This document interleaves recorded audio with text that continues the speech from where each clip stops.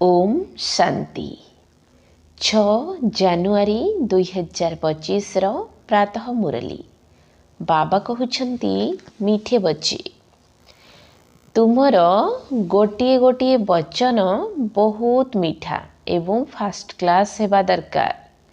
जेपरी बाबा दुखहर्ता सुखकर्ता अटंती सेहीपरि निजर पितांक समान समस्तंकु सुख दियो।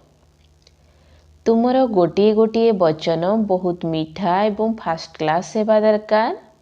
जेपरी बाबा दुखहर्ता सुखकर्ता अटंती सेहीपरि निजर पितांक समान समस्तंकु सुख दियो। प्रश्न लौकिक मित्र संबंधी मानकु ज्ञान देवार उपाय कौन? लौकिक मित्र संबंधी मानकु ज्ञान देवार उपाय कौन? उत्तर जदि केही भी मित्र संबंधी अछंती तेबे तांको सहित बहुत नम्रता एवं स्नेहर सहित हसी हसी कथबार्ता करिबाकु हेबो एवं बुझाइबाकु हेबो जे एहा सेही पुराण वर्णित महाभारत लड़ई अटे। बाबा आसी रुद्र ज्ञान यज्ञ रचना करिछंती। मु आपणकु सत्य कहूछि भक्ति आदि तो जन्म जन्मांतर करि आसीछ, एबे ज्ञानर समय आरंभ हेउछि। एही भली जेतेबेले मौका मिलुछि सेतेबेले बहुत जुक्तिर सहित कथा हुओ। कुटुंब परिवार भितरे बहुत स्नेहरे चाल, केबे काहाको दुख दियो नाही। गीत आखिर वह दिन आया आज। ओम शांति।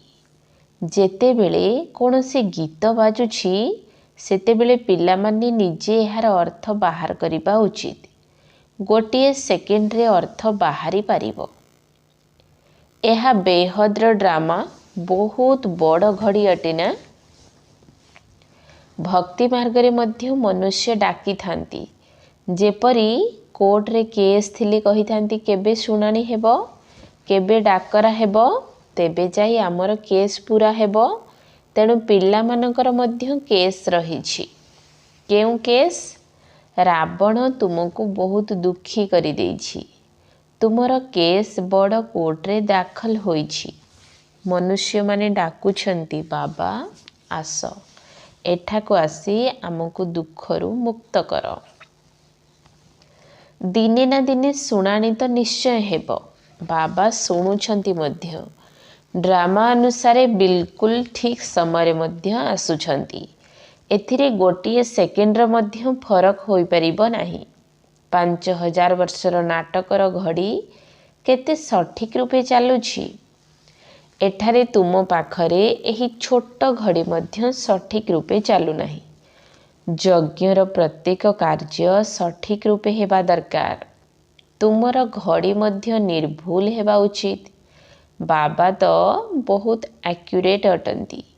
बहुत सठिक रूपे सुनानी हेउछि। सी कल्प कल्प कल्पर संगम रे सठिक समय रे आसुछंती। तेणु पिला मानकर एबे सुनानी हेउछि। बाबा आसीछंती। एबे तुमे माने समस्तंकु बुझाउछ। आगरु तुमी मध्य जानी नथिल जे दुख किए देउछि। एबे बाबा बुझाउछंती। रावण राज्य द्वापररु आरंभ हेउछि। तुमे माने जानी गलणी बाबा कल्प कल्प संगम जुगरे आसुछंती। एहा बेहद्र रात्रि अटे। शिव बाबा बेहद्र राति रे आसुछंती। कृष्णଙ୍କ कथा नुहे जेतेबेले घोर अंधकार रे अज्ञान निद्रा रे सोई रहुछंती सेतेबेले ज्ञान सूर्य बाबा आसुछंती। पिला मानकु दिन को नहीं छिपा पाई कहउछंती मते मने पकाओ काहेकि ना पतित रु पवित्र हेबाकु पड़िबो। बाबा ही पतित पावन अटंती। से जेतेबेले आसीबे सेतेबेले जाई तो सुनानी हेबो। एबे तुमर सुनानी होइछि। बाबा कहउछंती मु आसीछि पतित मानकु पवित्र करिबा पाई। पवित्र हेबा पाई तुमको केते सहज उपाय बताउछि। आजिकाली देख विज्ञानर केते प्रभाव रहिछि। आटमिक बम आदिर केते जोर रे शब्द हेउछि। ତୁମେ ମାନେ ଶାନ୍ତିର ବଳ ଦ୍ୱାରା ବିଜ୍ଞାନ ଉପରେ ବିଜୟ ପ୍ରାପ୍ତ କରୁଛ। ଶାନ୍ତିକୁ ଯୋଗ ମଧ୍ୟ କୁହାଯାଉଛି। ଆତ୍ମା ବାବାଙ୍କୁ ମନେ ପକାଉଛି, ବାବା ଆପଣ ଆସିଲେ ଆମେ ଯାଇ ଶାନ୍ତି ଧାମରେ ନିବାସ କରିବୁ। ତେବେ ତୁମେମାନେ ଏହି ଯୋଗ ବଳ, ଶାନ୍ତିର ବଳ ଦ୍ୱାରା ବିଜ୍ଞାନ ଉପରେ ବିଜୟ ପ୍ରାପ୍ତ କରୁଛ। ଶାନ୍ତିର ବଳ ପ୍ରାପ୍ତ କରୁଛ। ବିଜ୍ଞାନ ଦ୍ୱାରା ହିଁ ଏହି ସମସ୍ତ ବିନାଶର କାର୍ଯ୍ୟ ହେବ। ସାଇଲେନ୍ସ ଦ୍ୱାରା ତୁମେ ବିଜୟୀ ହେଉଛ। ବାହୁବଳବାଲା କେବେ ମଧ୍ୟ ବିଶ୍ୱ ଉପରେ ବିଜୟ ପ୍ରାପ୍ତ କରିପାରିବେ ନାହିଁ। ଏହି ପଏଣ୍ଟସ୍ ମଧ୍ୟ ତୁମେ ପ୍ରଦର୍ଶନୀରେ ଲେଖିବା ଉଚିତ। ଦିଲ୍ଲୀରେ ବହୁତ ସେବା ହୋଇପାରିବ, କାହିଁକି ନା ଦିଲ୍ଲୀ ସମସ୍ତଙ୍କର ରାଜଧାନୀ। ତୁମର ମଧ୍ୟ ରାଜଧାନୀ ଦିଲ୍ଲୀ ହିଁ ହେବ। ଦିଲ୍ଲୀକୁ ହିଁ ପରିସ୍ଥାନ କୁହାଯାଏ। ପାଣ୍ଡବମାନଙ୍କର ଦୁର୍ଗ ତ ନାହିଁ। ଦୁର୍ଗ ସେତେବେଳେ ତିଆରି କରାଯାଏ ଯେତେବେଳେ ଶତ୍ରୁମାନେ ଆକ୍ରମଣ କରିଥାନ୍ତି। ତୁମର ଦୁର୍ଗ ଆଦିର ଆବଶ୍ୟକତା ନାହିଁ। ତୁମେମାନେ ଜାଣିଛ ଆମେ ସାଇଲେନ୍ସର ବଳ ଦ୍ୱାରା ନିଜର ରାଜ୍ୟ ସ୍ଥାପନ କରୁଛୁ। ସେମାନଙ୍କର ସାଇଲେନ୍ସ ଅସ୍ୱାଭାବିକ ଅଟେ। ତୁମେ ସ୍ୱାଭାବିକ ଭାବେ ସାଇଲେନ୍ସରେ ରହୁଛ। କୁହାଯାଏ ଜ୍ଞାନର ବଳ ଏବଂ ଶାନ୍ତିର ବଳ। ଜ୍ଞାନ ହେଉଛି ପାଠପଢ଼ା। ପଢ଼ା ଦ୍ୱାରା ହିଁ ବଳ ମିଳିଥାଏ। ଯିଏ ପୋଲିସ ସୁପରିଟେଣ୍ଡେଣ୍ଟ, ଜିଲ୍ଲା ପୋଲିସ ପ୍ରଶାସକ, ଏସ୍ପି ହୋଇଥାନ୍ତି, ତାଙ୍କର କେତେ ଅଧିକାର ରହିଥାଏ? ସେ ସବୁ ଦୁଃଖ ଦେଉଥିବା ଶାରୀରିକ କଥା ଅଟେ। ତୁମର ପ୍ରତ୍ୟେକ କଥା ଆତ୍ମିକ ଅଟେ। ତୁମ ମୁଖରୁ ଯେଉଁ ଶବ୍ଦ ବି ବାହାରୁଛି, ସେହି ଗୋଟିଏ ଗୋଟିଏ ଶବ୍ଦ ଏପରି ମଧୁର ହେଉ ଯାହାକି ଶୁଣୁଥିବା ବ୍ୟକ୍ତି ଖୁସି ହୋଇଯିବ। ବାବା ଯେପରି ଦୁଃଖହର୍ତ୍ତା ସୁଖକର୍ତ୍ତା ଅଟନ୍ତି, ସେହିପରି ତୁମକୁ ମଧ୍ୟ ସମସ୍ତଙ୍କୁ ସୁଖ ଦେବାକୁ ହେବ। କୁଟୁମ୍ବ ପରିବାର ଆଦିଙ୍କୁ ମଧ୍ୟ ଦୁଃଖ ନ ହେଉ। ବିଧିପୂର୍ବକ ସମସ୍ତଙ୍କ ସହିତ ଚାଲିବାକୁ ହେବ। ବଡ଼ମାନଙ୍କ ସହିତ ସ୍ନେହର ସହିତ ଚାଲିବାକୁ ହେବ। ମୁଖରୁ ଏପରି ଫାଷ୍ଟ କ୍ଲାସ୍ ମିଠା ଅକ୍ଷର ବାହାରୁ ଯେପରି ସମସ୍ତେ ଖୁସି ହୋଇଯିବେ। କୁହ, ଶିବ ବାବା କହୁଛନ୍ତି, ମନ୍ମନା ଭବ, ମୁଁ ସର୍ବୋଚ୍ଚ ଅଟେ। ମୋତେ ମନେ ପକାଇବା ଦ୍ୱାରା ହିଁ ତୁମର ବିକର୍ମ ବିନାଶ ହେବ। ବହୁତ ସ୍ନେହର ସହିତ କଥା ହେବା ଉଚିତ। ଧରିନିଅ କେହି ବଡ଼ ଭାଇ ହୋଇଥିଲେ, କୁହ, ଦାଦାଜୀ ଶିବ ବାବା କହୁଛନ୍ତି ମୋତେ ମନେ ପକାଅ। ଶିବ ବାବା ଯାହାଙ୍କୁ ରୁଦ୍ର ମଧ୍ୟ କହୁଛନ୍ତି, ସେ ହିଁ ଜ୍ଞାନ ଯଜ୍ଞ ରଚନା କରିଛନ୍ତି। କୃଷ୍ଣ ଜ୍ଞାନ ଯଜ୍ଞ ଅକ୍ଷର କେହି କେବେ ଶୁଣି ନଥିବେ। ରୁଦ୍ର ଜ୍ଞାନ ଯଜ୍ଞ କୁହାଯାଏ। ତେଣୁ ରୁଦ୍ର ଶିବ ବାବା ଏହି ଯଜ୍ଞ ରଚନା କରିଛନ୍ତି। ରାଜପଦ ପ୍ରାପ୍ତ କରିବା ପାଇଁ ଜ୍ଞାନ ଏବଂ ଯୋଗ ଶିଖାଉଛନ୍ତି। ବାବା କହୁଛନ୍ତି ଭଗବାନ ଉବାଚ, ମୋତେ ମନେ ପକାଅ। କାହିଁକି ନା ବର୍ତ୍ତମାନ ସମସ୍ତଙ୍କର ଅନ୍ତିମ ଘଡ଼ି, ବାନପ୍ରସ୍ଥ ଅବସ୍ଥା ଅଟେ। ସମସ୍ତଙ୍କୁ ଘରକୁ ଯିବାକୁ ହେବ। ଯେତେବେଳେ ମୃତ୍ୟୁର ସମୟ ପାଖେଇ ଆସେ, ସେତେବେଳେ ମନୁଷ୍ୟକୁ କହିଥାନ୍ତି ଯେ ଈଶ୍ୱରଙ୍କୁ ମନେ ପକାନ୍ତୁ। ଏଠାରେ ସ୍ୱୟଂ ଈଶ୍ୱର କହୁଛନ୍ତି ମୃତ୍ୟୁ ସମ୍ମୁଖରେ ଛିଡ଼ା ହୋଇଛି। ଏଥିରୁ କେହି ରକ୍ଷା ପାଇପାରିବେ ନାହିଁ। ଏବେ ଅନ୍ତିମ ସମୟ, ଯେଉଁ ସମୟରେ ବାବା ଆସି କହୁଛନ୍ତି ପିଲାମାନେ ମୋତେ ମନେ ପକାଇଲେ ତୁମର ପାପ ଭସ୍ମ ହୋଇଯିବ। ଏହାକୁ ଯୋଗ ଅଗ୍ନି କୁହାଯାଉଛି। ବାବା ଗ୍ୟାରେଣ୍ଟି ଦେଉଛନ୍ତି ଯେ ଏଥିରେ ତୁମର ପାପ ଦଗ୍ଧ ହେବ। ବିକର୍ମ ବିନାଶ ହେବା ପାଇଁ, ପବିତ୍ର ହେବା ପାଇଁ ଆଉ କୌଣସି ଉପାୟ ନାହିଁ। ପାପର ବୋଝ ମୁଣ୍ଡ ଉପରେ ଚଢ଼ି ଚଢ଼ି, ଖାଦ ପଡ଼ି ପଡ଼ି ସୁନା 9 କ୍ୟାରେଟର ହୋଇଗଲାଣି। 9 କ୍ୟାରେଟ ପରେ ପଡ଼ିଆ ସୁନା କୁହାଯାଏ। ଏବେ ପୁଣି 24 କ୍ୟାରେଟ କିପରି ହେବ? ଆତ୍ମା ପବିତ୍ର କିପରି ହେବ? ପବିତ୍ର ଆତ୍ମାକୁ ଅଳଙ୍କାର ଅର୍ଥାତ୍ ଶରୀର ମଧ୍ୟ ପବିତ୍ର ମିଳିବ। କେହି ମିତ୍ର ସମ୍ବନ୍ଧୀ ଆଦି ଥିଲେ ତାଙ୍କ ସହିତ ବହୁତ ନମ୍ରତାର ସହିତ ପ୍ରେମ ଭାବରେ ହସି ହସି କଥା ହେବା ଉଚିତ। ବୁଝାଇବା ଦରକାର ଯେ ଏହା ହେଉଛି ସେହି ମହାଭାରତ ଲଢ଼େଇ। ଏହା ରୁଦ୍ର ଜ୍ଞାନଯଜ୍ଞ ମଧ୍ୟ ଅଟେ। ବାବାଙ୍କ ଦ୍ୱାରା ଆମକୁ ସୃଷ୍ଟିର ଆଦି ମଧ୍ୟ ଅନ୍ତର ଜ୍ଞାନ ମିଳୁଛି। ଆଉ କେଉଁଠି ବି ଏହି ଜ୍ଞାନ ମିଳିପାରିବ ନାହିଁ। ମୁଁ ଆପଣଙ୍କୁ ସତ୍ୟ କହୁଛି, ଏହି ଭକ୍ତି ଆଦି ତ ଜନ୍ମ ଜନ୍ମାନ୍ତର କରି ଆସିଛନ୍ତି। ଏବେ ଜ୍ଞାନ ମାର୍ଗ ଆରମ୍ଭ ହେଉଛି। ଭକ୍ତି ରାତ୍ରି, ଜ୍ଞାନ ହେଉଛି ଦିନ। ସତ୍ୟ ଯୁଗରେ ଭକ୍ତି ରହିବ ନାହିଁ। ଏହିପରି କାଇଦାରେ କଥା ହେବା ଉଚିତ। ଯେତେବେଳେ କୌଣସି ମଉକା ମିଳୁଛି, ତୀର ମାରିବାକୁ ହେଲେ ସମୟ ଏବଂ ମଉକା ଦେଖାଯାଇଥାଏ। ଜ୍ଞାନ ଦେବା ପାଇଁ ମଧ୍ୟ ବହୁତ କାଇଦା ଦରକାର। ବାବା ଉପାୟ ତ ସମସ୍ତଙ୍କ ପାଇଁ ବତାଉଛନ୍ତି।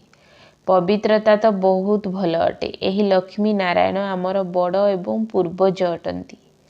ପୂଜ୍ୟ ପବିତ୍ର ଆତ୍ମାମାନେ ପୁଣି ପୂଜାରେ ପତିତ ହେଉଛନ୍ତି।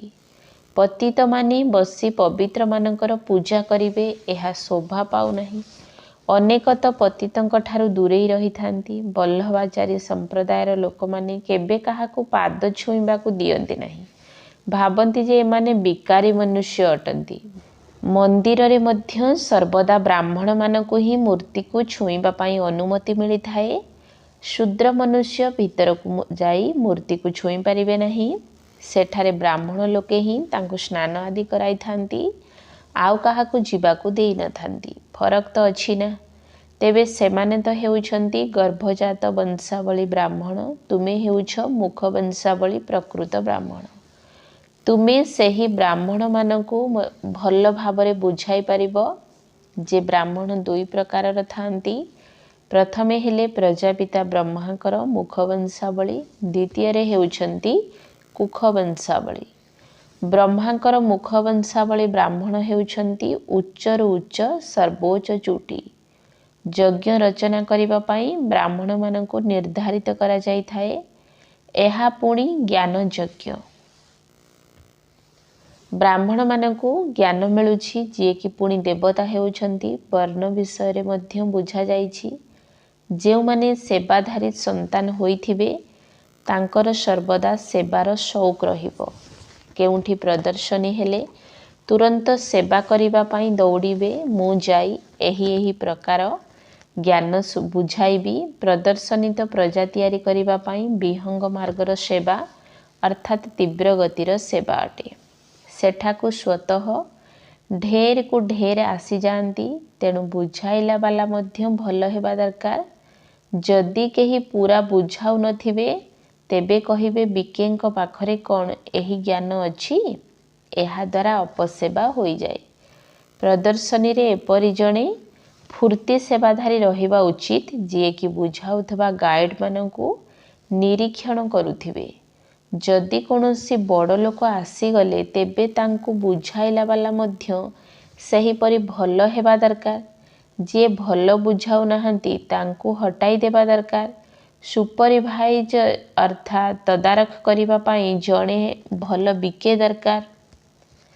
ତୁମକୁ ତ ମହାତ୍ମାମାନଙ୍କୁ ଡାକିବା ଉଚିତ।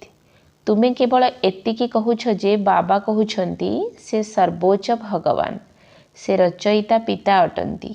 ବାକି ସମସ୍ତେ ତାଙ୍କର ରଚନା। ବର୍ଷା ପିତାଙ୍କ ଠାରୁ ମିଳିଥାଏ। ଭାଇ ଭାଇକୁ ସମ୍ପତ୍ତି କ'ଣ ଦେବ? କେହି ବି ସୁଖଧାମର ବର୍ଷା ଦେଇପାରିବେ ନାହିଁ। ବାବା ହିଁ ସମ୍ପତ୍ତି ଦେଉଛନ୍ତି। ସମସ୍ତଙ୍କର ସଦ୍ଗତି ଦାତା ଏକମାତ୍ର ବାବା ହିଁ ଅଟନ୍ତି। ତେଣୁ ତାଙ୍କୁ ମନେ ପକାଇବାକୁ ହେବ। ବାବା ସ୍ୱୟଂ ଆସି ସଙ୍ଗମ ଯୁଗ ଗଢ଼ୁଛନ୍ତି। ବ୍ରହ୍ମାଙ୍କ ଶରୀର ମାଧ୍ୟମରେ ସ୍ୱର୍ଗ ସ୍ଥାପନ କରୁଛନ୍ତି। ଶିବ ଜୟନ୍ତୀ ପାଳନ ମଧ୍ୟ କରୁଛନ୍ତି। କିନ୍ତୁ ସେ କ'ଣ କରୁଛନ୍ତି?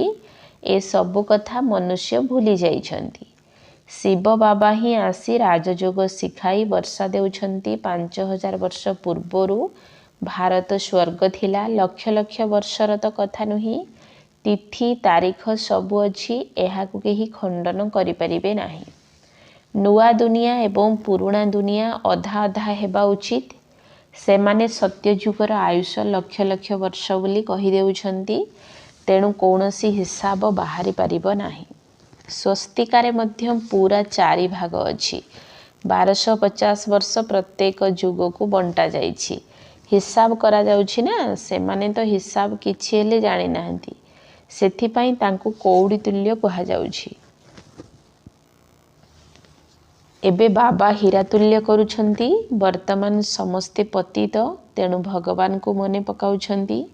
ଭଗବାନ ଆସି ତାଙ୍କୁ ଜ୍ଞାନ ଦ୍ୱାରା ଫୁଲ ଭଳି କରୁଛନ୍ତି।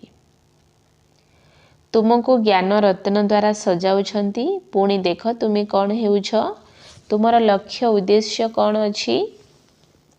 ଭାରତ କେତେ ମଉଡ଼ମଣି ଥିଲା, ସବୁକିଛି ଭୁଲିଗଲେଣି। ମୁସଲମାନ ମାନେ ମଧ୍ୟ ସୋମନାଥ ମନ୍ଦିରକୁ ଲୁଟି ହୀରା ଆଦି ନେଇ ମସଜିଦ୍ ମାନଙ୍କରେ ଲଗାଇଛନ୍ତି। ଏବେ ତାର କେହି ମୂଲ୍ୟାଙ୍କନ ମଧ୍ୟ କରିପାରିବେ ନାହିଁ। ଏତେ ବଡ଼ ବଡ଼ ମଣି ରାଜାମାନଙ୍କର ମୁକୁଟରେ ରହୁଥିଲା। କେଉଁଠି କୋଟିଏ ହେଲେ ତ କେଉଁଠି 5 କୋଟିର ମଧ୍ୟ ଥିଲା। ଆଜିକାଲି ତ ସବୁ ଇମିଟେସନ୍ ହୋଇଗଲାଣି। ଏହି ଦୁନିଆରେ ସବୁ ନକଲି। ଏଠାରେ ପାଇ ପଇସାକର ସୁଖ ରହିଛି, ବାକି ସବୁ ଦୁଃଖ। ସେଥିପାଇଁ ସନ୍ନ୍ୟାସୀମାନେ ମଧ୍ୟ କହୁଛନ୍ତି କାଗବିଷ୍ଟା ସମାନ ସୁଖ। ସେଥିପାଇଁ ଘରଦ୍ୱାର ଛାଡ଼ୁଛନ୍ତି। କିନ୍ତୁ ବର୍ତ୍ତମାନ ତ ସେମାନେ ମଧ୍ୟ ତମ ପ୍ରଧାନ ହୋଇଗଲେଣି। ସହରରେ ଆସି ରହୁଛନ୍ତି। କିନ୍ତୁ ଏବେ କାହାକୁ ଶୁଣାଇବୁ? ରାଜାରାଣୀ ତ ନାହାନ୍ତି। କେହି ବି ମାନିବେ ନାହିଁ।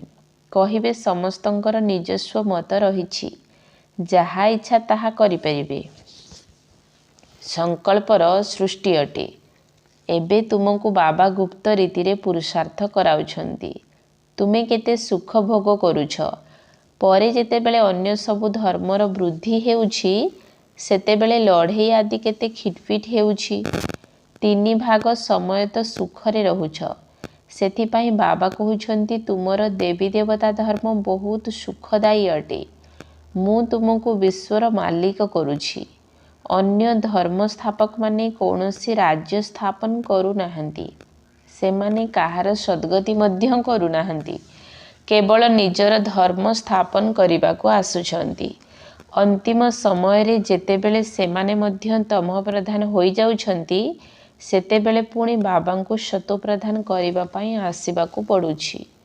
ତୁମମାନଙ୍କ ପାଖକୁ ଶହ ଶହ ମନୁଷ୍ୟ ଆସୁଛନ୍ତି, କିନ୍ତୁ କିଛି ବୁଝୁନାହାନ୍ତି।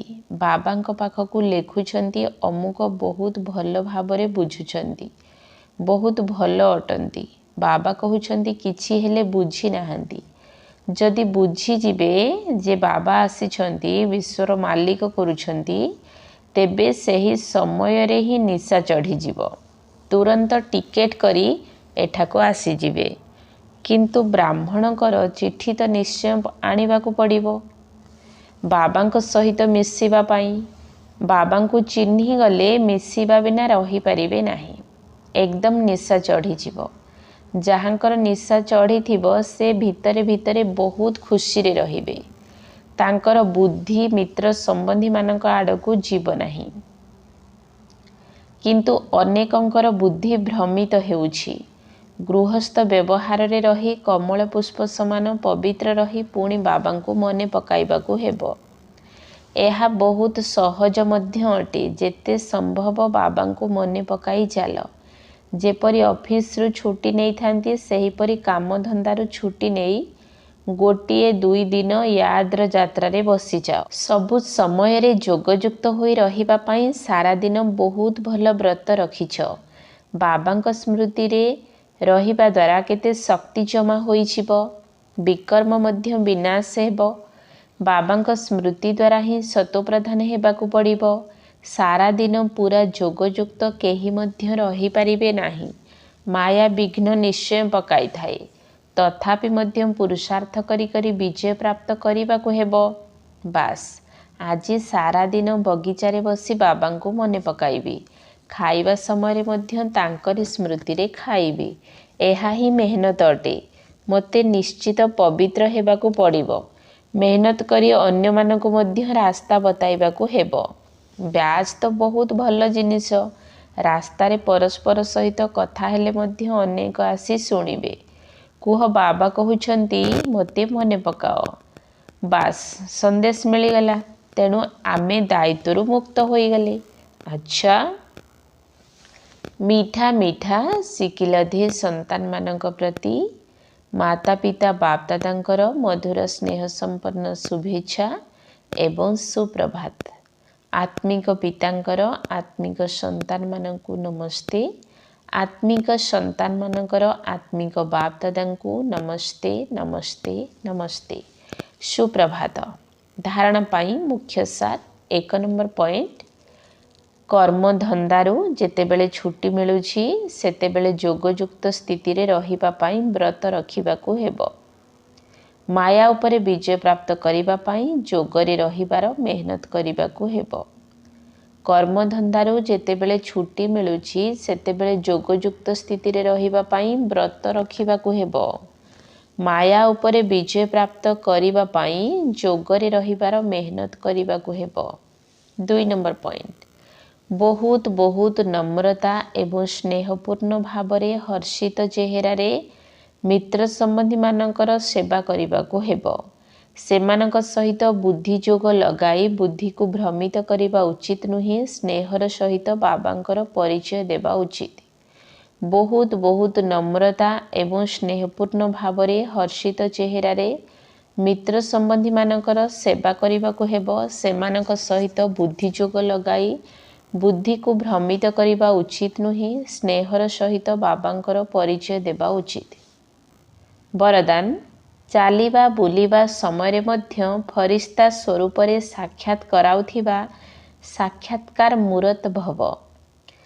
चालिबा बुलिबा समय मध्य फरिश्ता स्वरूप साक्षात कराउथिबा साक्षात्कार मूरत भव।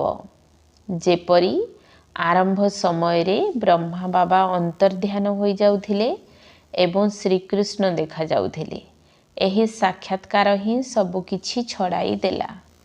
एही भली साक्षात्कार द्वारा एबे मध्य सेवा हेबा दरकार। जेतेबेले साक्षात्कार द्वारा प्राप्ति हेबाकू लागिबो सेतेबेले आउ बाबांकर संतान न होई रही परिबे नाही। सेथिपाई एबे चालिबा बुलिबा समय मध्य निजर फरिश्ता स्वरूपर साक्षात्कार कराओ। भाषण करिबा वाला तो बहुत अछंती, किंतु तुमे भाषण देबा वाला अर्थात अनुभूति कराइला वाला हुओ। तेबे जाई भाबिबे जे एमाने सबु आल्लाहंकर बा भगवानकर संतान। स्लोगान, सर्वदा आत्मिक मौजर अनुभव करि चलिथिले केबे भी द्वंद्वरे पड़िबो नाही।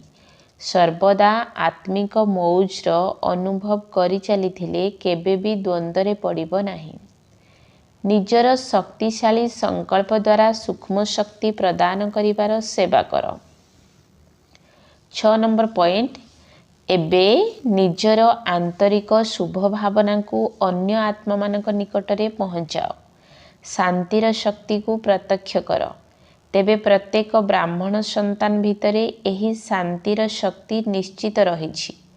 केवल एहाकू मन द्वारा एवं तन अर्थात शरीर द्वारा प्रकट कर। गोटिए सेकेंड रे मनर संकल्प को एकाग्र करिनियो। देखिब शांतिर शक्तिर प्रकंपन आपे आपे वायुमंडल रे विचुरित हेबाकू लागिब। ओम शांति।